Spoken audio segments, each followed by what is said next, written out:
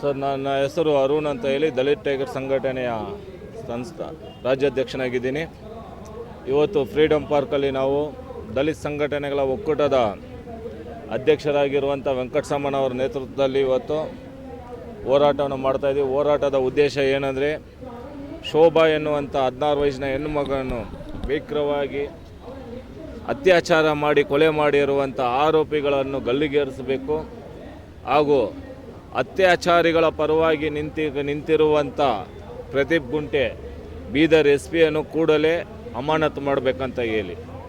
ಯಾಕಂದರೆ ಇವತ್ತು ಸಂವಿಧಾನ ಪರವಾಗಿ ಕೆಲಸ ಮಾಡಬೇಕಾಗಿರುವಂಥ ಅಧಿಕಾರಿ ದುಷ್ಟರ ಪರವಾಗಿ ಕೆಲಸ ಮಾಡ್ತಾ ಇದ್ದಾರೆ. ಅದರಿಂದ ನಾವು ಮುಂದೆ ಬರುವಂಥ ದಿನದಲ್ಲಿ ದಲಿತ ಸಂಘಟನೆಗಳ ಕನ್ನಡಪರ ಸಂಘಟನೆಗಳ ಒಕ್ಕೂಟದ ವತಿಯಿಂದ ಕರೆ ಕೊಡುವಾಗ ದಲಿತ್ ಟೈಗರ್ ಸಂಘಟನೆ ಸಾವಿರಾರು ಜನರೊಂದಿಗೆ ಬೀದರ್ಗೆ ಹೋಗಿ ಆ ಹೆಣ್ಮಗುಗೆ ನ್ಯಾಯ ಕೊಡಿಸ್ತೀವಿ. ಯಾರು ಅತ್ಯಾಚಾರ ಇದ್ದಾನೆ ಅವನ್ನ ಗಲ್ಲಿಗೇರಿಸಬೇಕಂತ ಹೇಳಿ ನಮ್ಮ ಹೋರಾಟವನ್ನು ಮುಂದುವರಿಸ್ತೀವಿ ಸರ್. 26/5/26 ಈ ದಿನಾಂಕ ಬೆಂಗಳೂರಿನ ಫ್ರೀಡಮ್ ಪಾರ್ಕಲ್ಲಿ ವಿವಿಧ ಕನ್ನಡಪರ ಸಂಘಟನೆಗಳು, ಪ್ರಗತಿಪರ ಸಂಘಟನೆಗಳು ಮತ್ತು ದಲಿತ ಸಂಘಟನೆಗಳ ಒಕ್ಕೂಟದ ಸಾಮೂಹಿಕ ನಾಯಕತ್ವದಲ್ಲಿ ಒಂದು ಸಾಂಕೇತಿಕ ಧರಣಿ ಸತ್ಯಾಗ್ರಹವನ್ನು ಮಾಡಿ ಕರ್ನಾಟಕ ಸರ್ಕಾರಕ್ಕೆ ಒಂದು ಎಚ್ಚರಿಕೆಯ ಗಂಟೆಯನ್ನು ಬಾರಿಸಿದ್ದೇವೆ.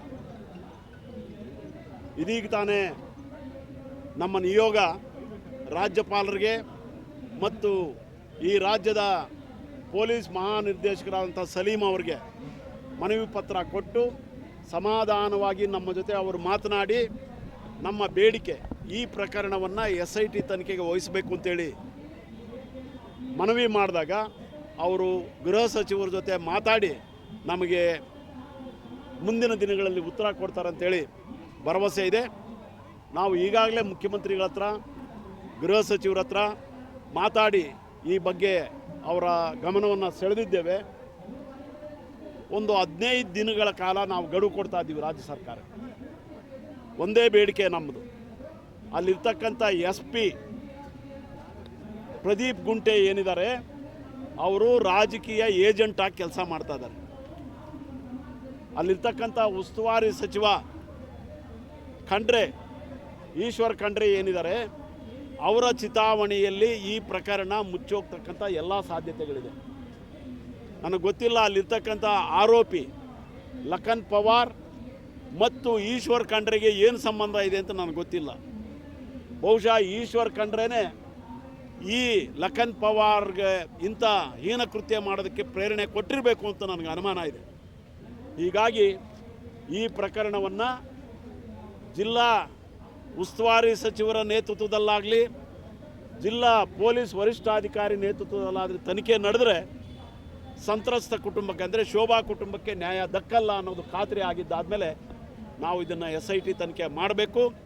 ಜಿಲ್ಲಾ ಉಸ್ತುವಾರಿ ಸಚಿವರು ಇದರಲ್ಲಿ ಅವರು ತಪ್ಪಿಲ್ಲ ಅಂತ ಹೇಳಿದ್ರೆ ನಿಜವಾದಂಥ ಹೇಳಿಕೆ ಏನಿದೆ, ಈ ಹೆಣ್ಣು ಮಗಳ ಪರ ಅವರು ಹೇಳಿಕೆ ಕೊಡಲಿ. ಹೆಣ್ಣು ಮಗಳಿಗೆ ನ್ಯಾಯ ದಕ್ಕಿಸ್ಕೊಡ್ತಕ್ಕಂಥ ಕುಟುಂಬಕ್ಕೆ, ಸಂತ್ರಸ್ತ ಕುಟುಂಬಕ್ಕೆ ನ್ಯಾಯ ಕೊಡ್ತಕ್ಕಂಥ ಕೆಲಸ ಅವರು ಉಸ್ತುವಾರಿ ಸಚಿವರಾಗಿ ಮಾಡಲಿ.